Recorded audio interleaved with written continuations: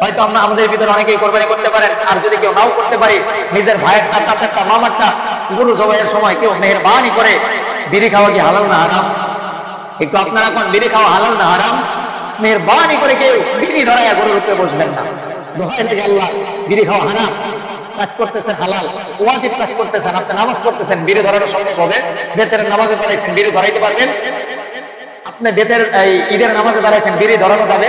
তাহলে গরু জবাইয়ের সময় দেখি এক তো লেংটি মারছে, কাঁচা দিছে, আবার ইটের ভাটা লাগাইছে মুখের ভিতরে। হয় কি হয় না? কেউ খরচ তরফ করে কোরবানির গরু ধরবেন। কোরবানির গরুকে তার জীবনটা বের হয়ে যাওয়ার আগে রগ কাটবেন না, হয়তো কষ্ট দিবেন না, এক পশুর সামনে আরেক পশুকে জবাই করবেন না, কাঁচা দিবেন না, রোস্টার অবস্থায় করবেন না, হারাম, এটা করা যাবে না। গরুর 4টা রগ আছে, 4টা রগ কাটতে হবে, এমন ভাবে না কাটা যাবে পিছন দিয়ে বের হয়ে না যায়, আলাদা যাতে আলাদা না হয়ে যায়। আবার 2টা কাটলো না, এটা হবে না। যারা জবাই করবো নিজেরা নিজেরাও খেয়াল করবো। আবার অনেকেই কয় হুজুর কোরবানির দোয়া করা কি জরুরি? কিতাবের ভিতরে আসলে কোরবানির